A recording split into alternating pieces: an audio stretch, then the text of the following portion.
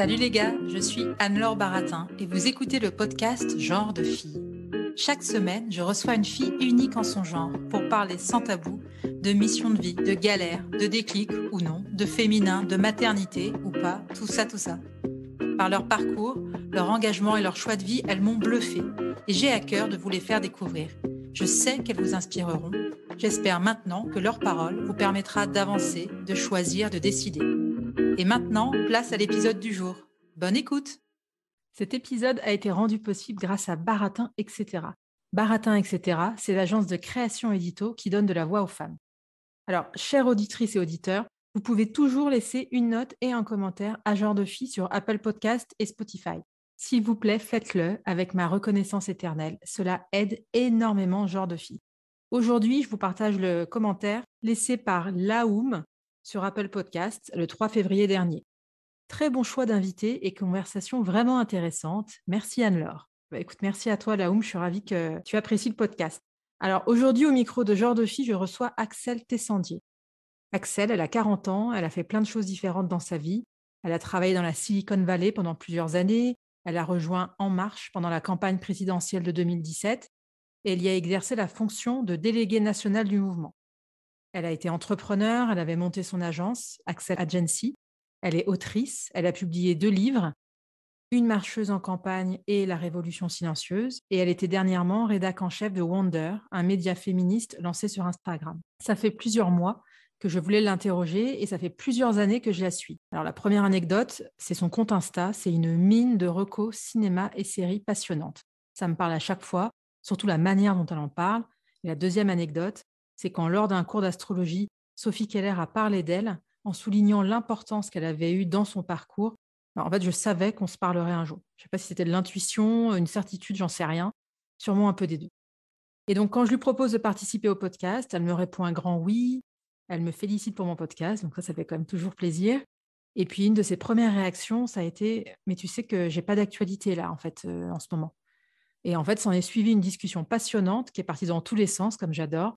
Donc voilà, aujourd'hui, on va avoir une discussion un peu plus structurée, mais c'est justement un épisode où on va parler de la pression qu'on se met à vouloir se définir par ce qu'on fait. On va parler aussi du luxe immense que c'est de pouvoir réfléchir à la prochaine étape de sa vie pro et de profiter aussi du chemin, même quand la vue n'est pas dégagée. Bonjour Axelle, je suis ravie de te recevoir au micro de Genre de Fille. Comment vas-tu? Bonjour, je suis ravie d'être là. Écoute, Ouais. ça va et toi? Eh bien écoute, ça va. Ouais, ça va très bien. Moi aussi, ça va très bien. C'est ce que j'expliquais un peu en intro. Donc, j'expliquais un petit peu ton parcours, même si on va en reparler pendant cet échange. J'ai l'impression que tu assumes d'être une fan de développement personnel. Alors déjà, est-ce que c'est vrai? Je dirais développement tout court, peut-être. Mais effectivement, il y a une recherche de soi. Ce qui m'intéresse, c'est ce qu'on en fait pour les autres. Et dans le développement personnel, c'est un peu... Moi, j'aime pas les microcosmes. J'aime pas m'enfermer dans n'importe quel secteur, en fait. J'aime être curieuse de tout. Donc, évidemment que je m'intéresse à la recherche de soi et comme je m'intéresse à plein de choses. Ouais. Mais si ta question, c'est d'assumer les interrogations de l'existence, oui, sans problème. Si ça peut aider des gens à se dire qu'ils sont pas dingues ou que c'est pas complètement fou de se poser ces questions-là, tant mieux aussi, toujours. Et est-ce que toi, tu te connais vraiment? Est-ce que tu as le sentiment de te connaître? Tu parlais d'identifier ces moteurs. Je pense que c'est une quête d'une vie, hein, de toute Ouais. façon, de savoir qui l'on est. On sait un peu plus ce qu'on ne veut pas, ça c'est sûr et certain. J'en suis persuadée avec le temps et puis avec l'expérience surtout. Moi, je trouve que c'est l'expérience qui, quand on a dit oui, quand on voulait dire non, quand on a dit non. Alors, moi, j'espère que j'ai pas trop dit non pour les mauvaises raisons, quand j'avais très envie, que j'avais peur d'un projet, de quelque chose. Mais c'est l'expérience aussi qui permet de savoir qui l'on est. Puis les douleurs aussi qui viennent avec le fait de ne pas assumer qui l'on est, que moi je trouve très pénible. En fait, à force de, si tu dis oui aux autres pour te dire non à toi, moi je trouve ça très pesant, en fait. Ouais. À la fin, est presque vital, en fait, de plus le faire. Donc je connais mieux mes moteurs. Et puis il y a aussi, parfois moi j'ai des cycles très différents sur les moteurs. Je ne sais plus quelle autrice disait j'ai perdu de vue 1000 êtres que j'étais déjà. En fait, on change aussi, nous, Ouais, aussi c'est dans les vrai. plans de nos vies, dans les cycles de nos vies. Donc, il y a se connaître à un moment, et puis d'un coup, on se rend compte que nos priorités ont changé, qu'on a envie d'autre chose ou que l'être qu'on est continue d'évoluer. Et du coup, c'est pour ça que je pense que c'est sans fin et donc c'est un peu vertigineux et en même temps, c'est ça qui est intéressant. Ce qui m'intéressait aussi, c'est évidemment ce que tu viens de dire, mais en fait, on a l'impression que dans ton parcours, il y a une espèce de quête de vérité de toi, en fait, de ce qui te correspond vraiment. Alors après, tu dis, c'est intéressant que tu dises qu'on peut avoir plusieurs cycles et que, par exemple, là où tu as dit non il y a 5 ans, peut-être que tu dirais oui aujourd'hui. Alors, je ne peux pas m'empêcher de te poser cette Non, question-là, mais non, non. Non, parce que moi, j'ai pas de regrets. Je pense que j'ai jamais dit ok, non. Enfin, c'est bizarre de dire qu'on n'a pas de regrets. J'en ai sûrement, mais pas tellement, en fait. Honnêtement, il y a jamais rien. Enfin, pour le moment, je me retourne pas trop sur mon parcours en me disant, ah, j'aurais dû faire ça. Il y a des comportements que j'ai eus que je regrette, mais pas des ouais, choix. d'accord. C'est-à-dire, il y a des comportements où j'aurais pu, avec des êtres que j'ai aimés, que j'aime, où j'aurais pu prendre plus soin de l'autre ou faire les choses mieux. Ça, je pense qu'on a tous ça dans nos vies. Sinon, c'est que... Enfin, je sais pas, je trouve ça plutôt peut-être sain de se dire ça. Donc, je peux avoir des regrets de comportement, mais sur des choix que j'ai faits, pas tellement. Pour être honnête, donc c'est pas la question de se dire, ah là là, il y a 5 ans, j'aurais dû dire oui à ça. Non, non, c'est pas du tout de cet ordre-là, parce qu'en plus, tu es dans la vérité du moment. Ouais, complètement. Et c'est celle-ci qui compte. Et en fait, si tu es dans la vérité du moment, généralement, tu atterris au bon endroit avec les bonnes personnes. Si les moteurs sont bons, si tu sais pourquoi tu dis oui, etc. Donc, je vois ta question qui arrive.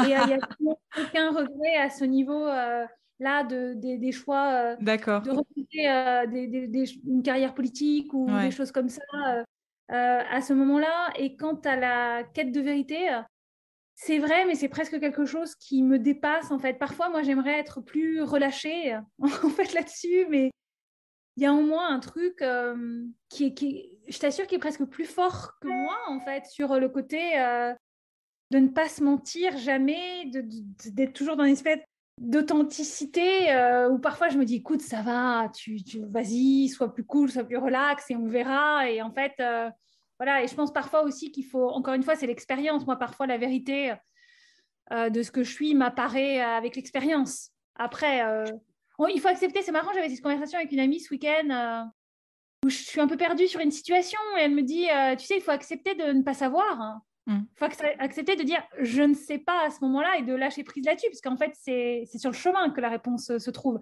Et c'est très vrai, mais pour moi qui suis un peu contrôle fric et un peu anxieuse, parfois c'est difficile, alors que la beauté des choses se fait aussi là, quoi, dans un certain. Alors, la question que tu avais devinée, les personnes qui nous écoutent, elles l'ont peut-être pas devinée, sauf si elles te connaissent un Ah peu. oui. Mais effectivement, la question, c'était, donc, tu as décliné il y a 5 ans l'offre d'Édouard Philippe pour le poste de secrétaire d'État au numérique. Et c'est vrai que ça a étonné pas mal de monde. Et moi, ce que j'ai retrouvé un peu dans ce que tu expliquais, tu disais qu'en gros, c'était pas, tu étais lessivé et que c'était pas aligné avec... Enfin, je ne sais pas si j'utilise les bons termes, mais du coup, tu vas pouvoir Non, non, répondre. alors lessivé, c'est le très bon terme. C'est Ok. vraiment, j'étais vraiment, j'avais tout donné pendant la campagne. Et puis moi, je suis quelqu'un, je ne sais pas m'économiser quand je suis à fond dans quelque chose. Je n'ai pas de, je ne sais pas faire en fait. Tu sais, il y a ce truc équilibré, Ouais. sa vie, son travail, son machin. Moi, je crois que quand quelque chose te tient à cœur, ça déséquilibre forcément quelque chose, hein. Ou en tout cas, moi, j'ai un peu ce trait de personnalité là. Donc j'étais très lessivée, j'avais l'impression d'avoir tout donné. J'avais une intuition quand même, hein. Quelqu'un m'avait dit, tu sais, les gens des conquêtes ne sont pas forcément les gens du pouvoir. Et ça Ouais. m'avait marqué cette phrase parce que moi, le pouvoir ne m'intéresse pas. Moi, ce qui m'intéresse, c'est être utile, c'est être là où je dois être par rapport à mes petits talents qui rencontrent un besoin ou un petit savoir-faire ou qui rencontrent un besoin de la société ou du monde à ce moment-là. Ouais. Et en fait, c'est ça mon moteur. Et après, j'avais peur. Et puis moi, je suis un peu idéaliste. J'aime les élans. Donc j'ai un peu peur si tous les mots compromis, etc., ne sont pas des mots trop dans mon vocabulaire, malheureusement. Peut-être, je ne sais pas. Mais j'aime l'idée de faire. Ça, j'aime l'idée de faire les choses. Donc, effectivement, il y a cette possibilité-là dans ce secteur-là. Mais j'ai senti, je sais pas, j'ai une intuition, je n'avais pas l'envie, je pensais pas que j'étais la bonne personne, j'étais très fatiguée. Et j'avais l'impression que la suite de l'histoire n'était pas la mienne. Et en même temps, je voulais pas trahir, en fait, pas tellement les gens avec qui j'avais fait la campagne, mais les gens que j'avais convaincus pendant la campagne de voter pour lui, parce que donc, du coup, moi, j'avais fait la campagne de 2017 pour Macron. J'avais pas envie, pour tous les gens qui avaient compté sur moi, par exemple, pour faire quelque chose après, et qui l'avaient écouté lui, ou qui s'étaient interrogés parce que toi, à ta petite échelle, tu correspondais à quelque chose qui résonnait pour eux. Ça, j'avais peur de les décevoir eux, en fait. Si je disais non et qu'ils s'attendaient à ce que je sois là ou je sais pas. Mais après, il faut faire les choses aussi pour soi. Et puis, j'espère qu'après, le chemin que j'ai continué a permis à certains de me retrouver peut-être dans des endroits qui me correspondaient plus. Puis en fait, moi, j'ai quitté En Marche assez vite en 2018, en fait. D'accord. Et donc, j'espère que les gens ont pu me... J'ai aucun regret, hein, du tout. Oui. Pour cette campagne, etc. Mais la suite m'a montré quand même que j'avais fait le bon choix et j'espère que les gens qui m'avaient rencontré ou où on s'était découvert voilà, de cette façon-là, par la suite de mon parcours, n'ont pas eu l'impression que je trahissais ou que je les lâchais ou s'il y avait quelque chose qu'on pouvait faire encore en résonance ensemble, ça existait en fait, que ce soit à travers mes livres ou les projets que j'ai continués. Hein. Et donc, en fait, on va y revenir après, mais justement, là, tu parles de l'intuition et ça a toujours une place importante dans tes choix. Est-ce que... Ouais, c'est vraiment...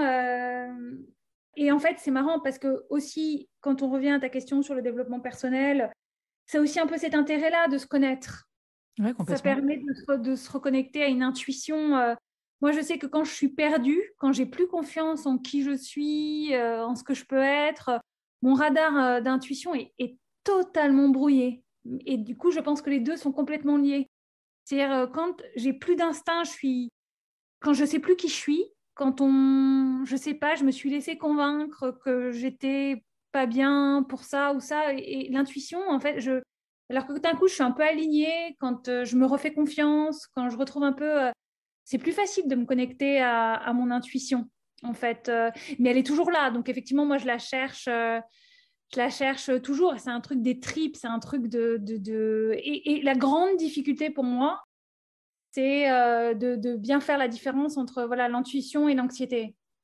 C'est-à-dire, quand j'ai peur de quelque chose, de bien faire la différence entre mon intuition qui me dit tu es sur le mauvais chemin et mon anxiété qui a une peur avec des croyances limitantes, en fait. C'est-à-dire quelque chose où je me suis convaincue que je n'étais pas capable ou que j'allais me blesser ou que ça allait être très dur et pourtant j'ai l'envie de le faire. Mais j'ai une pensée qui me fait croire que non. Donc, en fait, je trouve la difficulté, c'est toujours quand il y a une traque ou une peur qui serre un peu le ventre, pour moi, c'est de faire la différence. Est-ce que c'est de l'anxiété c'est de l'intuition? Est-ce que ma peur m'empêche de faire quelque chose ou au contraire, j'ai mon radar autoprotecteur qui s'est mis en route? Oui, mais en fait, je me reconnais tellement dans ce que tu dis parce que je trouve ça hyper dur d'identifier. Quand on a peur, en fait, on nous dit souvent il faut dépasser ses peurs. S'il y a de la peur, c'est qu'il faut y aller. Mais en fait, différencier la peur de l'intuition, parce que la peur aussi, ça peut être te dire c'est pas ta place et c'est pas Ouais, c'est pour ça forcément mauvais, quoi. cette injonction, elle est hyper pénible parce que Ouais. dépasser ses peurs, ben, parfois c'est très dur et puis elle existe toujours en fait, la peur, elle t'abandonne pas. Effectivement, sur des projets qui te tiennent à cœur, elle sera d'autant plus là. Donc en fait, pour faire la différence, hein, c'est toujours pareil. S'il n'y avait pas la peur, est-ce que j'aurais envie? Quand j'ai envie de quelque chose, je le sens et en fait, si c'est la peur qui me fait dire non, je dis ok, donc tu vas dire oui. Ouais. Mais si c'est le manque d'envie qui me fait dire non, maintenant je le reconnais mieux quand même. Mais c'est vrai il faut tuner la différence. C'est pour ça, moi, je pense que quand tu as peur, tu le sens quand c'est parce que tu as une pensée limitante qui te dit je peux pas le faire et quand c'est une peur qui te dit c'est pas pour moi, c'est pas moi, c'est pas moi. Ben, c'est deux choses différentes en fait. C'est pas Ouais. moi et j'ai peur de me planter. Au fur et à mesure, c'est comme un petit muscle hein, que tu travailles quand même. Complètement. Mais moi, j'ai le souvenir d'une décision pro où je sentais, enfin, j'avais peur et je me suis dit, allez, j'y vais. J'y suis allée. Et après, a posteriori, j'ai réalisé, je me suis dit, mais je savais que ce n'était pas le bon truc pour moi. Après, c'est toujours facile a posteriori, mais comme tu dis, je pense Oui, que mais c'est vraiment un truc… c'est pour ça, il ne faut pas s'en vouloir. Non, Ouais. On parlait des expériences au début de notre conversation. Mm. C'est aussi les expériences qui nous apprennent les choses. On ne t'y reprendra pas 2 fois. Ouais, On non. t'y a appris une fois. Non, On mais t'y en plus, reprendra pas 2 fois. C'est ça qui est ouais. important. Moi aussi, j'ai appris plein de fois par l'expérience. 1000 échecs, 1000 rejets, 1000 trucs où en fait, je me suis dit, j'aurais jamais dû dire oui. Tu apprends comme ça. Et c'est pas pour ça d'ailleurs, avec ces expériences, c'est aussi important de continuer à dire oui. Tu sais, c'est comme en amour, c'est pas parce que tu as été blessé une fois qu'il faut pas y retourner. Et ben, c'est pareil dans les expériences. Je veux dire, se planter, tu as le droit. Hein. C'est aussi comme ça que tu fais les choses. Mais je pense qu'au fur et à mesure, tu reconnais un peu les choses. Et tes plantages ne seront pas exactement les mêmes. Il y aura encore un endroit où tu te diras, bon sang, je le savais. Hein. Ça t'arrivera encore. Hein. Complètement. L'important, c'est au fur et à mesure de le savoir un peu plus et de ne pas faire les mêmes erreurs, en fait. Mais on en fait tous, hein, on en fera encore. Mais c'est ce que tu racontais aussi, je trouve ça hyper intéressant. Dans un article, je ne sais plus si tu étais interviewé ou si on reprenait une citation, mais quand tu as fait le meeting à Bercy devant 20 000 personnes, où en gros, l'équipe de Macron t'a dit tu nous fais un petit discours ou tu nous fais un peu l'intro. Au début, ce que tu as dit, en gros, ouais, vous êtes ma boule, mais en fait, après, tu y es quand même allé. Ouais. Ouais. J'ai pas dit vous êtes ma boule. J'ai dit vous êtes pas cool. Ça, j'ai sûrement dit parce que prévenir comme ça. Et puis en fait, au final, je pense merci parce que moi, je suis quand même, tu vois, c'est comme je te demande de pas du tout m'envoyer tes questions, etc. Moi, je suis quelqu'un, j'aime la spontanéité. Tu as beaucoup plus de chances que tu plantes un rendez-vous, un dîner, si on l'a prévu 15 jours avant, que si tu m'appelles 1 heure avant en disant je suis à côté de chez toi, tu viens, on va discuter de ça, etc. J'aime bien la spontanéité et puis ça m'empêche de trop gamberger. Ouais. Donc en fait, peut-être qu'ils ont eu raison de me prévenir très peu de temps avant, sans que j'ai pu faire aucune répétition, rien, puisque je ne savais pas que j'allais parler. Donc j'ai pu écrire mon texte très vite, avec le cœur. En fait, je pense qu'au final, ça m'a un peu aidée. Mais oui, j'ai eu envie de dire non pour les mauvaises raisons, qui sont la peur de me planter, la peur d'être nulle, mais j'avais très envie de le faire. De toute façon, moi, j'en ai déjà parlé, mais je le redis, parce que c'est un truc qui m'a tellement aidée sur la question de ma thérapeute, avec qui j'ai fait une thérapie comportementale, qui parle des valeurs, pas du valeur au sens du bien et du mal, mais des valeurs, qu'est-ce qui te fait vibrer. Ouais. Donc moi, c'est le partage, créer, inspirer, être utile, avoir de l'impact, des choses comme ça. Et en fait, toutes les actions qui te permettent d'aller vers tes valeurs, faut y aller, même si elles te font peur. Et c'est une bonne boussole pour moi quand je suis un peu paumée. C'est-à-dire, est-ce que je me dis, OK, est-ce que dire oui à ce truc-là, ça va vers mes valeurs? Est-ce que ça va me permettre de partager? Est-ce que de partager avec l'autre, avec un autre, voilà, on se comprend, on se correspond, je vais être bien, ou il va y avoir voilà, une rencontre? Est-ce que ça me permet d'inspirer ou d'être inspirée? Est-ce que ça va me permettre de créer? Tu vois, et en fait, c'est une bonne boussole, ce truc des valeurs. Et encore une fois, super, elles sont très différentes pour tout le monde. Hein. Ça peut être travailler en équipe, ça peut être la famille, ça peut être être dans la nature. Enfin, chacun a ses valeurs, le truc qui te fait vibrer en fait le cœur, qui te fait vibrer, voilà, qui te électrifie. Et en fait, ça, quand tu es perdu ou quand tu sais pas trop s'il faut y aller ou pas, mettre en accord ses actes et ses valeurs, moi, ça m'est vachement utile. Ça m'aide vachement. Et c'est marrant parce qu'une fois, j'avais dit oui à un truc, puis en fait, je suis partie au milieu et je le raconte. Vraiment, j'avais pas envie d'être là et je le raconte et puis je dis, je comprends pas parce que j'avais un peu été vers mes valeurs, de partager, d'être en connexion avec l'autre. Et puis la personne me répond, ça dépend quel autre. Ça m'avait vachement aidée. Je me dis, oui, c'est vrai, en fait, si tu sens un truc un peu toxique, si tu sens quelque chose de pas sain pour toi, ben, on n'est plus dans tes valeurs. Ça... Tu vois, en fait, c'est une boussole qui m'aide vachement. Bah oui, en fait, c'est pas n'importe quel autre. C'est de sentir que tu es là au bon endroit, avec les bonnes personnes. Et si tu sens un truc toxique, si tu sens que tu n'es pas un truc où c'est pas toi, où il n'y a pas de connexion, où c'est pas la bonne boîte ou la bonne communauté, ou j'en sais rien, faut pas rester. Hein. Donc du coup, ça aussi, ça m'avait aidé cette conversation, cette réponse. J'avais trouvé ça intéressant. Mais non, mais c'est hyper le fait de trouver ses valeurs à soi. Ça me fait pas mal penser à, je sais pas, mais il me semble que je sais pas si tu as fait le programme de Switch Collective. Non, Ouais. je suis intervenue. Hein. Voilà. On m'a beaucoup parlé de cette vidéo. C'est drôle. Je suis intervenue il y a 3 ans, c'était pour la sortie de mon deuxième livre, La 2017. Révolution silencieuse. Ouais. Non, ça c'est le deuxième qui est sorti l'année dernière 2020. Et en fait, ça c'était celui de 2017, le premier. Et puis en fait, je suis intervenue pour plein de choses, parce qu'en fait, le parcours a été déjà un peu cabossé, ce que Switch voit comme quelque chose d'intéressant. Donc tu vois, c'est toujours une question de point de vue. Et en fait, je suis intervenue chez Switch, qui est un programme qui te permet de... moi, je ne l'ai jamais fait, hein, mais je crois que les Moi, gens... je l'ai fait. Mais moi, je l'ai fait. Ah, super, super. Ouais. Et donc, Moi, tu as trouvé ça top. moi, j'ai adoré.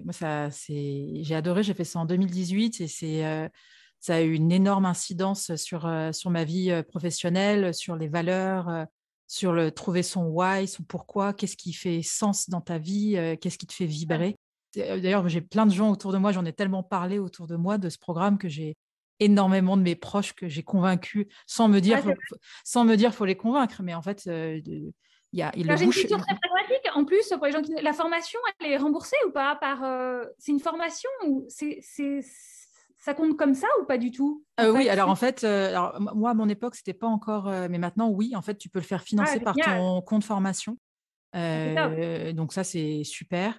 J'aime beaucoup cette entreprise parce que je trouve que c'est les valeurs qu'elle véhicule, le concret aussi en fait que tu en tires, ne pas valoriser uniquement le fait les switches qui sont hyper.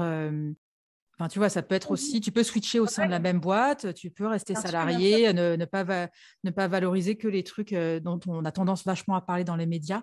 Voilà. Mais moi, oui, moi, en tout cas, ça. Les plus grands changements, ou en tout cas la préparation aux grands changements, se font de façon très silencieuse, hein, Exactement. sans que tout le monde te regarde. Hein. C'est les moments les plus difficiles, mais c'est là que les grandes choses, sans que personne ne t'applaudisse, en fait. Je pense que c'est le moment hyper important où toi, tu apprends à aimer ce que les gens n'applaudissent pas forcément chez toi, et aussi à commencer à réfléchir à des choses et être dans ton truc à toi sans être en représentation en fait par rapport aux autres. J'ai commencé ça, j'ai fait ça, j'ai changé de boîte. Non, il y a des moments de transformation et de bifurcation qui sont très solitaires et très seuls. Le temps de maturation aussi, il est hyper... faut pas le sous-estimer en fait. Ça peut prendre énormément de temps de se trouver en fait. Enfin, de se trouver. Et comme tu dis, après, ça reste un chemin qui dure toute une vie. Et quand tu l'as compris, après, tu es beaucoup plus cool et zen avec toi. Enfin, avec soi-même. Je sais pas si c'est clair ce que je dis, mais... Non, ça l'est, tout à fait. Tout à fait. Et alors, j'aimerais qu'on revienne à toi. Après, moi, j'avais découvert que tu étais la rédac en chef de Wonder, qui était un média sur Instagram féministe. Et raconte-nous cette expérience, parce qu'après, j'ai vu que ça s'était arrêté. Qu'est-ce qui s'est passé? En fait, après le premier livre, M6 et Golden Moustache m'ont contacté. En fait, donc Golden Moustache, ils créaient déjà beaucoup de contenu en ligne pour la génération, je dirais presque les 18-34, disons. 18-25, et en fait, ils voulaient faire 18-34, et c'est une génération qui est très engagée, donc ils voulaient aller vers du contenu engagé, féministe, très assumé.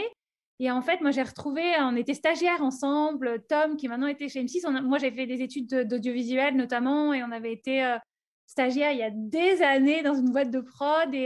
Et donc, c'est drôle, il me recontacte des années après. Et puis moi, je suis quelqu'un de très dans l'humain, très affectif.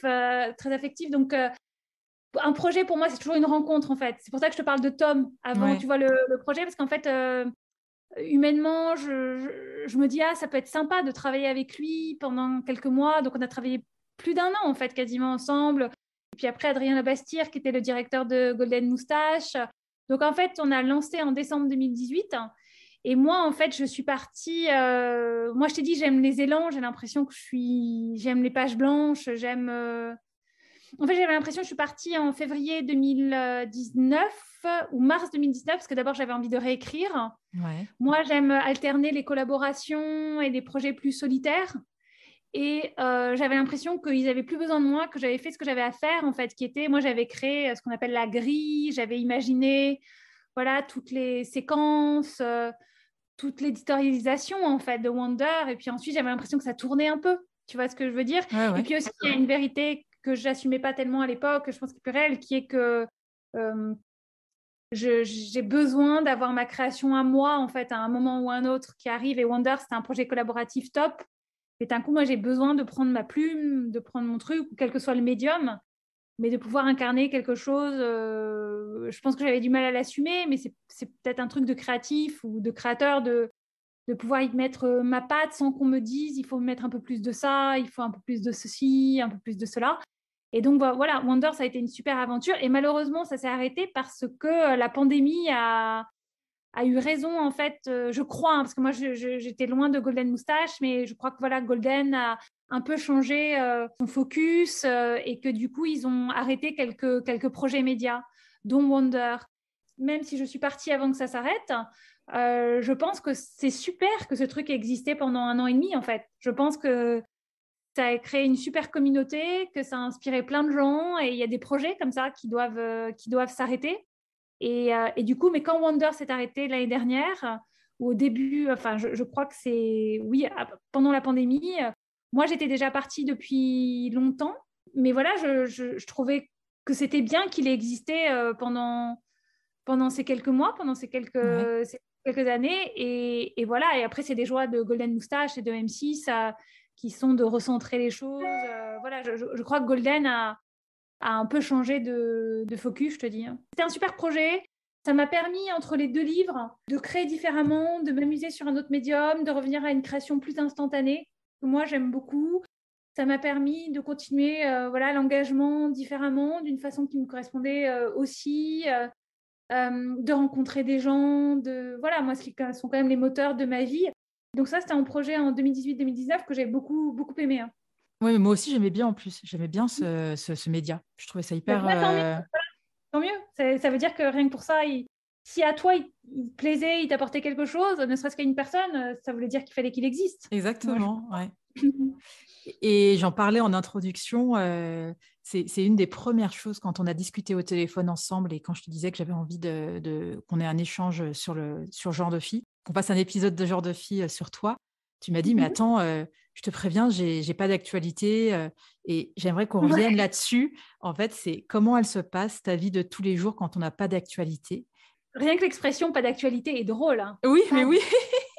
d'actualité. Hein. Ouais. C'est vraiment exister pour l'autre.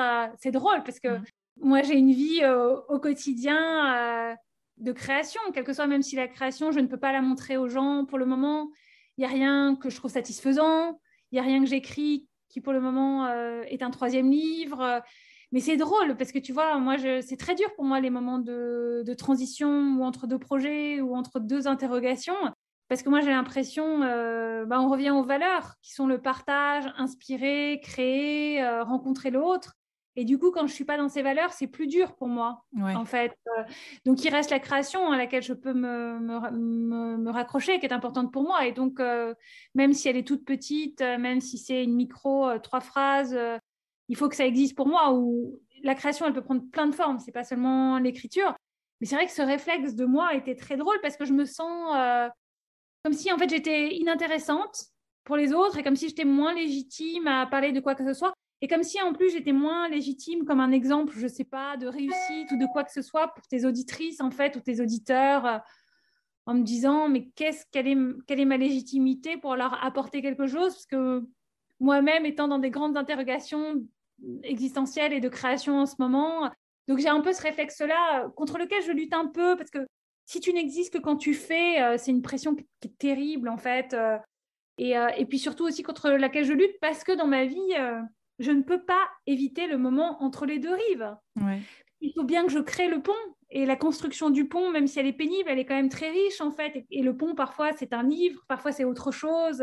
Du coup, c'est drôle parce que c'est quand même ces moments-là, entre les 2 rives, entre la fin de quelque chose et le début d'un autre, sont des moments qui sont pas faciles, mais qui sont aussi très riches et qui sont les moments aussi de vérité. Donc, mais c'est vrai que je t'ai dit ça parce que les moments de transition, pour quelqu'un comme moi qui suis très dans l'action ou dans le partage, c'est pas les moments les plus faciles. Et en même temps, je suis quelqu'un de hyper solitaire. J'ai besoin de grands moments d'incubation dont tu parlais. Donc, c'est un paradoxe voilà, c'est un paradoxe chez moi qui est compliqué, mais qui est qui je suis. Hein. Mais moi aussi, je me retrouve beaucoup dans ce côté à la fois solitaire. Moi aussi, pareil, j'ai besoin de moments où j'ai l'impression de me retrouver vraiment seule. Et à un moment, ces moments intenses de partage, de transmission, d'être sociable, social, je ne sais pas comment on pourrait dire. Mais oui, je trouvais ça intéressant parce que ce qu'on disait, c'est on a tendance tellement à se définir ou à nous définir par ce qu'on fait plutôt que par ce qu'on est, en fait. Parce que le fait de ne pas avoir d'actualité, comme tu dis, le terme est déjà drôle. Et en fait, ça n'empêche pas que ce que tu racontes, c'est hyper intéressant. Et qu'en fait, ces phases de maturation, enfin, je ne sais pas comment on peut dire, où en gros, je sais pas, tu réfléchis, tu fais des trucs, c'est pas parce que c'est pas visible. Ça me fait penser à deux choses. Ça me fait penser j'ai écouté la conversation sur Click, elle est sur YouTube, de Mouloud Achour interviewé Edouard Baird. Ouais. Et il disait, tu sais, ton métier pour toi, c'est un peu d'être Mouloud Achour, mon métier pour moi, c'est un peu d'être Edouard Baird. Ça ne veut pas dire qu'on s'adore, ça ne veut pas dire c'est pas du tout un truc prétentieux, etc. Mais notre métier, c'est quand même à partir de ce qui nous agite, de ce qu'on a envie de créer, de nos émotions, de faire quelque chose et de le partager au monde. Et parfois, c'est génial et parfois, c'est très difficile. Et je trouvais ça très juste parce que moi, j'ai beaucoup de mal à définir parfois ce que je fais. Et parfois, j'ai l'impression que... Moi, c'est pas mon métier, mais j'ai l'impression que être qui je suis, accepter Sentier est vraiment quelque chose, en fait, qui parce que tu parlais de la vérité, d'être soi, et moi, c'est un peu le moteur pour tout ce que je crée, en fait, que ça puisse créer de la résonance, que ce soit par rapport au monde auquel je crois, à mes émotions, à mon parcours, à mes doutes, etc. Et ça, je trouvais ça assez juste, en fait. Et donc, il n'y a pas ce n'est pas ce qu'on fait, c'est ce qu'on est, en fait, parfois, qui est ce qu'on a proposé aux gens, pas pour parler de soi, mais pour créer, voilà, que la condition humaine qu'on partage puisse créer du lien entre nous. Et ça me faisait aussi penser à la créatrice d'une série qui est incroyable, qui s'appelle It May Destroy You. Je ne sais plus. Ah oui, oui, je vois, j'ai vu, j'ai adoré. Qui est une Attends, série anglaise. Ouais, si tu peux retrouver le nom. Elle est incroyable, cette série. Elle est très dure, mais elle est très, très forte. Et quand elle a reçu sa récompense pour la série, elle a dit... Michaela Coel, je ne sais pas comment on dit. Ouais, exactement. Et en fait, quand elle a reçu, je l'avais partagé sur mon Instagram, donc tu parlais très, très gentiment. Tu vois, mon Instagram, par exemple, quand on parle comme ça me fait vachement plaisir. Hein. Parce que pour moi, l'Instagram, c'est vraiment un petit moment de création et de partage. Et quand tu n'es pas dans un gros truc de partage, c'est-à-dire j'ai un truc sur lequel j'ai travaillé pendant 1 an à vous montrer, etc., et ben, ces micro-créations et ces micro-liens qu'on crée ensemble, ils sont super importants pour moi. Et du coup, quand tu me dis ça résonne ou tu me donnes envie de lire ce livre ou quand tu parles avec ces mots-là de ce spectacle, etc., pour moi, c'est hyper important parce que c'est des petites micro-créations qui me permettent, on est dans les valeurs là. Et en fait, et c'est un auteur aussi que j'aime beaucoup qui s'appelle Austin Kleon, qui a écrit un livre en fait où il explique partager sur les... Donc c'est pour les créateurs, ces livres il en a écrit plusieurs, donc moi j'en ai lu quelques-uns de lui, donc c'est Austin, comme Austin et Kleon, K-L-E-O-N. Et en fait, il dit à un moment, quand tu es dans une phase de création, donc il a ses livres qui s'appellent Show Your Work. Je crois qu'ils existent en français maintenant. Hein. Keep Going et Still Like an Artist. Et en fait, dans l'un des livres, il dit postez sur les réseaux, non pas pour parler de vous, pour dire coucou, je suis là, mais pour regarder ce que vous avez envie de partager. Parce que ça indique en tant que créateur quels sont vos thèmes du moment, où vous en êtes, qu'est-ce qui vous inspire. Et en fait, moi, ça m'a vachement marqué ce passage dans son livre. Parce que tu vois, en 3-4 ans, moi, je vois bien même que ce que je partage sur les réseaux a beaucoup bougé. Moi, je suis encore, tu vois, engagée sur les trucs de société, parce que moi, je crois vraiment que ce qu'on est... moi, je crois que tout n'est pas partisan, mais que tout est politique. Je crois que tout parle de ta vision de la société, en fait. C'est-à-dire que toute prise de parole parle de ta vision de politique. C'est vraiment la vie de la cité avec un grand C. Et ça parle de toi, de ton rapport à l'autre.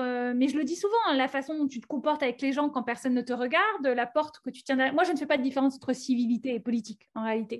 Donc, c'est pour ça que je pense que tout est politique. Mais aussi, je vois bien que les arts, je partage beaucoup plus ça qu'avant. Donc là, tu vois, on parlait des cycles de vie. Donc, je vois bien que mes thèmes ou ce qui m'inspire ou l'univers dans lequel je me sens bien a aussi changé. Et donc, ça, je pense que c'est hyper important. Donc, ce que tu disais sur l'Instagram, tu vois, moi, je ne le vois pas du tout comme un truc pour faire ma pub ou mon machin. Pour moi, c'est des petits trucs de création pour voir ce qui, moi, me fait vibrer, comment ça crée la résonance avec les autres. Et ça, c'est des petites expériences de micro-création quand tu n'as pas un gros truc. Il y a aussi un podcast que j'adore qui s'appelle Mighty Practice, malheureusement, qui est en anglais et qui est sur Spotify, où en fait, elle parle des blocs. C'est une nana qui t'accompagne sur les blocs de création, sur les blocages de création. Et donc, c'est pour les artistes, etc. Et donc, et en fait, il y a un épisode où elle dit qu'est-ce que ça veut dire quand tu dis j'ai pas de médium pour partager mon art? J'ai pas de médium. Et en fait, c'est drôle parce que elle dit en fait, quand tu dis ça, ça parle plus de ce que toi, t'entends par le médium noble pour partager ton art, donc la peinture, le livre, le film. Mais il y a 1000 médiums aujourd'hui dans notre société. Et ben, le blog, tout ça, c'est des médiums artistiques, c'est des médiums de création. Donc en fait, quand tu dis j'ai pas de médium pour partager ma vérité, j'ai pas de médium pour partager mon art, ça dit plus toi sur qu'est-ce que tu entends par un médium valable et noble, suffisamment noble. Et en fait, je trouvais ça hyper intéressant. Donc tu vois, Instagram, sur des petits actes de création ou de connexion qu'on peut faire, toi ou moi, eh bien moi, pour moi, je trouve ça important en fait. Pardon, j'ai l'esprit d'escalier, je reviens. Michaela, en fait. Oui, c'est ce que j'allais te demander en plus. J'allais te dire, attends, il faut qu'on revienne à Michaela. Non, mais j'ai pas oublié. Donc, en fait, il y avait cette discussion avec Edouard Baird et la phrase que Michaela, elle a dit quand elle a reçu sa récompense pour sa série, quand elle a dit « N'ayez pas peur de disparaître, n'ayez pas peur d'aller vous plonger un peu en introspection dans vos silences, de ne pas avoir de choses glamour ou de choses à présenter au monde et d'aller un peu seul, créer votre truc, aller là où ça fait un peu mal, aller là où c'est un peu dur. » Parce que c'est là, en fait, qu'il y aura un acte de création ou quelque chose d'important pour vous. N'ayez pas peur d'être dans l'ombre, de ne pas être dans l'actualité, quelle qu'elle soit. Et je trouvais ça très juste, parce que c'est là aussi que se font, je te disais, ce qu'on disait, où germent des très beaux trucs de création. Et malheureusement, c'est pas glamour, ça se montre pas, mais c'est important ces moments quand il faut disparaître un peu, en fait. Il y a une phrase aussi que j'ai vue d'une interview et je l'aime beaucoup. Je pense qu'on va, on va la garder un peu pour... Enfin, je vais la dire pour un peu fermer ce cercle de questions. C'est toi, donc je te cite, tu dis: quelqu'un m'a dit un jour que j'avais 2 fils rouges dans ma vie, l'engagement et l'audace. J'ajouterais la liberté. Les gens me pensent souvent comme une intellectuelle du web, mais en fait, je suis foncièrement une instinctive et une émotionnelle. Je ne cache pas grand-chose de qui je suis. C'est comme cela que j'ai envie d'être connectée avec les autres. Eh bien, eh bien oui. Non, mais je la trouve, j'adore cette phrase. Non, j'aime beaucoup cette phrase. C'est adorable. Oui, écoute, elle est assez juste. L'audace, c'est un peu marrant de dire ça parce que ça fait la nana. Ah là là, je suis tellement audacieuse. Oui. La vérité, c'est que parfois, il faut vraiment que je me pousse aux fesses, parce qu'on parlait de la peur, qui est très, très importante chez moi. Donc, je veux pas que les gens qui nous écoutent pensent: oh là là, elle est tellement audacieuse, elle jette les dés, elle y va. Non, pas du tout. Hein. Mais alors, vraiment, pas du tout. C'est très compliqué pour moi. Mais c'est malheureusement plus douloureux et plus compliqué pour moi de ne pas suivre un chemin de liberté que de rester là où je suis. En fait, ça devient plus douloureux et l'angoisse et la peur de passer à côté de moi ou de passer à côté de quelque chose devient plus douloureuse que l'angoisse de me planter ou l'angoisse de la prise de risque. Donc, en fait, je n'ai aucun mérite. C'est que ça devient presque... je suis tellement mal que je ne peux pas faire autrement. Donc l'audace, la prise de risque, elle vient pas sans douleur, mais elle vient parce que finalement, ça devient trop douloureux de ne pas m'écouter, en fait. Donc c'est moins glorieux que ça en a l'air, c'est ça que je veux dire. Mais effectivement, je pense que chez moi, le besoin de, même si j'aime pas l'incertain, même si je peux être très, très contrôle fric, comme tous les angoissés, j'aime pas la perte de contrôle, ce qui est débile, parce que l'illusion de contrôle, elle est quand même très, très... Enfin, dans la majorité des cas, elle est quand même... Il y a peu de choses sur lesquelles on a vraiment le contrôle, en réalité, dans nos vies. Et bien, en fait, j'y vais parce qu'il y a ça en moi, en fait, qui me dépasse presque un peu. Tu vois, on est entre l'intuition, l'instinct, la personnalité, la nature de ce qu'on est. Mais pour y avoir accès, je peux t'assurer que ce n'est pas toujours facile. Donc oui, ce besoin de liberté, il est réel, mais ça ne se fait pas sans un prix à payer et sans difficulté parfois. Voilà, que les gens se rassurent si c'est compliqué pour eux, s'ils sont dans des interrogations difficiles, etc. Ça ne veut pas dire qu'ils ne sont pas audacieux, ça veut dire qu'ils sont sur un point de transit qui est très important, qui n'est pas évident, qui n'est pas très confortable, mais que voilà, ils iront dans la bonne direction pour eux, c'est sûr et certain, et que l'audace, tu sais, on parle beaucoup de confiance. Moi, l'audace, je pense que ça parle beaucoup de courage, et qu'en fait, il faut aller un peu chercher son courage. Je trouve que la confiance est surévaluée par rapport à la notion de courage, que la confiance est une injonction qui est hyper difficile. c'est dans les moments les plus difficiles, les plus importants de ta vie qu'elle te manque, justement, parce que tu es à un point, parce que tu sens que tu as un turning point, parce que tu sens que tu as une bifurcation qui te fait peur. Bah, c'est pas dans ces moments-là que tu as confiance, franchement. Donc, du coup, là, il faut en appeler au courage et puis à ton système de soutien, qui sont tes amis, les arts, ta famille, ta meuf ou ton mec. Enfin, là, chacun, le yoga, une spiritualité, n'importe quoi qui te fait du bien. Mais aucun de nous ne saute dans le vide en se disant enfin ils sont très très peu nombreux, hein, ceux qui font, du jumpsuit ou des choses comme ça dans les airs. Donc on est tous pareils. Donc je veux être sûre qu'ils entendent bien que l'audace, c'est pas un truc qui se convoque. C'est un truc pareil, c'est une expérience. Elle se fait avec l'expérience et juste avant le saut, c'est jamais, jamais, jamais agréable, hein, pour personne, hein. C'est que ça ne nous empêche pas d'aller dans la bonne direction, qui est la nôtre, donc d'y aller. On va passer aux petites questions de la fin, Axel. Ouais, bien sûr. Je ne sais pas si tu connais Annick Cogent, elle est journaliste au Monde, elle fait des portraits de Bien femmes. sûr, j'adore. Je ne serais pas arrivée là sans. Oui, écoute, tu devances ma question. Alors, à toi de compléter cette phrase. Je ne serais pas arrivée là si. Si je n'avais pas eu des rencontres bienveillantes, des regards qui avaient cru en moi avant que je ne le fasse. Je crois que la vie est faite de beaucoup de rencontres. Bien sûr, il faut croire en soi. Je pense qu'on est beaucoup plus fort qu'on ne le pense. Mais il y a aussi des rencontres, être au bon endroit, au bon moment, avec la bonne personne, ça m'a beaucoup apporté dans ma vie. Donc les rencontres amoureuses, affectives, amicales, voilà, je pense à mon ex-mari qui a été très important, je pense à ma meilleure amie, je pense à ma mère, voilà, je pense à des... on n'est pas là sans les autres, en fait, même pour les gens très solitaires comme toi et moi. Et si je peux me permettre une réponse bonus, je ne serais pas arrivée là si j'avais pas un petit peu pris... si j'avais pas fait le premier pas sans être sûre de voir tout le chemin. Il faut faire le premier pas, même si on n'est pas sûr de voir tout le chemin, et c'est le plus difficile. Les autres, ensuite, c'est comme la première page, c'est comme la première ligne que tu écris pour un livre. Ensuite, une fois que tu as passé cette première page blanche, c'est plus facile. Qu'est-ce qui t'anime ? Qu'est-ce qui m'anime ? Tant de choses, j'ai l'impression. Ce qui m'anime, c'est la découverte. Tu sais, moi, je suis assez mélioriste, hein. Le méliorisme, c'est cette conviction que l'être humain peut avoir une influence sur le monde.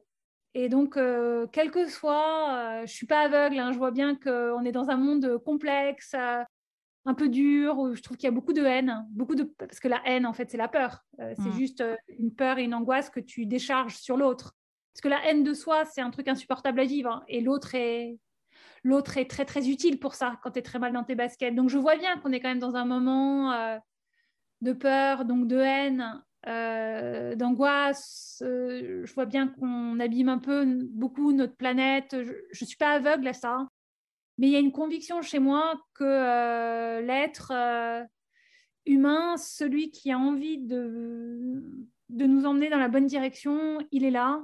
Que ce soit toi, des personnes qu'on rencontre, l'envie de se connecter, l'envie de faire, l'envie de mettre sa petite pierre à l'édifice, elle est très présente. Et donc, cette conviction que tout n'est pas perdu tant qu'on croit encore à l'être humain. Et même s'il reste qu'une personne bien dans une pièce sur 10, quand j'arrive dans la pièce, je croirais en cette personne-là pour transformer la pièce. Tu vois ce que je veux dire ? Donc ça m'anime beaucoup. Donc, et la possibilité parfois, à ma petite échelle, d'être cette personne. Je te dis ça sans prétention parce que chacun d'entre nous peut l'être, en fait. C'est ça que je pense. Donc, si je le crois pour les autres, il faut forcément que je le croie pour moi, en réalité, hein. Et du coup, ça m'anime. Et ça m'anime aussi parce que ça parle de rencontre avec l'autre. Et ça, je trouve ça super important. Qu'est-ce qui te met en colère ou peut t'agacer ? Parfois, c'est moi, mes réactions un peu basses, un peu médiocres. La colère n'est pas un sentiment énorme que j'ai en moi, je dois dire. En fait, je trouve que la meilleure façon de se plaindre, c'est l'action. Donc, j'essaye toujours d'être dans un truc pour quelque chose et non pas contre quelque chose ou contre quelqu'un. Mais tu vois, c'est pour ça. Alors que, par exemple, je pense que l'activisme est un truc qui est très, très nécessaire dans la société. Mais moi, par exemple, je pense que je ne suis pas une activiste pour ces raisons-là, parce qu'il y a des colères qui sont saines, j'en suis persuadée. Mais moi, malheureusement, pas malheureusement ou heureusement, ce n'est pas exactement ce qui m'anime. J'ai toujours besoin d'être pour quelque chose plutôt que contre quelque chose, alors que ces colères saines-là, elles sont tout à fait nécessaires, mais on ne lutte pas contre qui on est. Mais il y a des colères, et dans la société, ce qui peut me mettre en colère, c'est je m'inclus dedans, on a un comportement que je trouve totalement suicidaire, en fait, par rapport à nous en tant que collectif. Ouais. Je me dis, mais pourquoi on se déteste à ce point-là? Parce que ne pas respecter le vivant, donc c'est ne pas nous respecter nous-mêmes. Si on arrêtait de penser à nature, environnement comme un truc coupé des êtres humains, et donc on parlait du vivant, je voudrais citer un livre, moi, que j'ai beaucoup aimé, qui s'appelle Raviver les brèves du vivant de Baptiste Morisot, qui pour moi est un livre hyper important parce qu'il est sorti l'année dernière, où vraiment il arrête de parler nature, environnement, biodiversité versus l'être humain qui doit protéger la nature, ce qui est déjà une idée orgueilleuse, totale, parce que la nature, elle n'a pas besoin d'être protégée par nous, hein. Nous, toi et moi, si on n'existe pas sur cette planète, les arbres s'en porteront très bien. Mais si nous, les arbres ne sont pas là sur cette planète, nous, on s'en portera pas bien. Donc, tu vois, il y a un renversement orgueilleux, très narcissique par rapport à notre rapport à la planète, comme si on ne supportait pas notre fragilité, que je trouve très important. Et quand on voit tout comme un rapport au vivant, donc je suis assez, pas en colère, mais effarée, en fait. Tu sais, c'est comme le film Don't Look Up. Ouais. J'essaye de comprendre. Je me dis, mais pourquoi on est dans un déni total? Je pense parce que c'est la peur. On a trop peur de ce que... Tu sais, moi, je pense que les gens ne luttent pas contre le changement. Je pense que quand on a peur du changement, quand on déménage, quand on quitte un job, quand on sait qu'il faut changer de système collectif, etc., on lutte parce qu'on a trop peur de ce qu'on pourrait perdre et qu'on ne sait pas ce qu'on pourrait gagner. Moi, je pense que la peur du changement est toujours liée à ça, à la peur de ce que tu vas laisser. Ah, je connais cette vie-là, je connais ce boulot-là, je connais cette personne-là. Ça, c'est ma zone de confort. On s'aime comme ça, je sais que je suis moins dans le couple, mais quand même, c'est ma zone de... Tu sais, le changement, c'est toujours une peur de ce qu'on pourrait perdre, pas forcément de ce qui nous attend, en fait. Et du coup, voilà, je ne suis pas en colère, mais je suis un peu effarée. Et je pense qu'on est tellement angoissé et que ça demande tellement de changements que qu'on peut un peu reculer devant l'obstacle, en fait. Est-ce qu'il y a une femme que tu aimerais entendre au micro de Genre de fille? Bah, moi, j'adore Céline Sciamma, la réalisatrice. Ouais. C'est vraiment quelqu'un qui me bouleverse. C'est marrant parce que hier, je lisais un truc où on disait qui t'inspire, qui tu regardes, qu'est-ce que ça dit de toi? Et c'est marrant, et moi, c'est beaucoup des femmes créatrices, beaucoup de femmes qui sont sorties de ce que la société attendait d'elles ou de ce que la convention... Moi, je suis quand même très obsédée par les cases et les poids que l'on met sur tes épaules, notamment quand tu es une femme, par rapport à ce que tu dois être, et pas seulement quand tu es une femme, quand tu es un être humain, par rapport à des cases que tu dois cocher, par rapport à l'idée de ce que tu dois représenter, etc. Et donc, des gens comme elle ou comme Constance Debré, voilà, son livre que je viens de lire, le dernier qui s'appelle Non, N-O-M, m'a beaucoup versé. Voilà, c'est toujours des femmes créatrices qui bousculent un peu nos repères. Et comme je trouve que c'est tellement difficile de lutter contre les injonctions, que ça m'intéresse toujours d'écouter des femmes qui m'aident à le faire et qui partagent aussi leur histoire. Je crois que les femmes, il n'y a jamais assez de femmes qui racontent leur histoire. Tu sais, c'est cette phrase qui dit « celui qui raconte domine le monde ». Et en fait, je crois que c'est pour ça que c'est très, très important, quel que soit, d'entendre plus de voix de femmes, parce qu'effectivement, c'est le regard qui fait le monde. Et ces regards-là, ils sont tellement importants. Donc, c'est pour ça que moi, à chaque fois que j'ai peur de raconter mon histoire, ou que je me dis ça n'intéressera personne, ou ça va résonner avec personne, je me dis, on ne peut pas aujourd'hui dire qu'on est dans un monde où il y a trop de femmes qui racontent leur histoire. Ça n'existera pas. Il faut plus de femmes, quel que soit leur parcours, leurs origines, leur culture, leur âge. Il faut entendre ces voix. Je suis complètement d'accord. Je suis complètement d'accord avec toi. Et la question de la fin, Axel, quel genre de fille es-tu? Quel genre de fille je suis? Oh là là. Celle-ci, c'est la question du... Est-ce que les filles galèrent à répondre à cette question ou pas? Quel genre de fille je suis? J'espère libre. En fait, je me demande toujours ce que j'aimerais qu'on dise de moi quand je ne suis pas dans la pièce. En fait, je ne sais même pas si j'aimerais qu'on dise que je suis un genre de fille. J'aimerais qu'on se dise que je suis un être humain libre qui, j'espère, de là où je suis, se comporte bien avec les autres personnes et qui, à son échelle, essaye de faire que la pièce dans laquelle elle est plus bienveillante ou plus utile ou apporte quelque chose plus que quand elle n'y est pas. Voilà ce que j'aimerais être comme personne et comme genre de meuf, comme genre de fille. Ce que je trouve dans les groupes de filles, ce que je trouve hyper cool, et ce que en fait je trouve les mecs sous-estiment, c'est à quel point on se marre en fait entre nous. À quel point moi je suis un genre de fille très fille. Je suis très meuf, j'adore. On parle beaucoup des rivalités féminines et tout. Moi, j'adore rencontrer des femmes qui m'inspirent, des femmes qui ont plus réussi que moi, des femmes qui ont plus.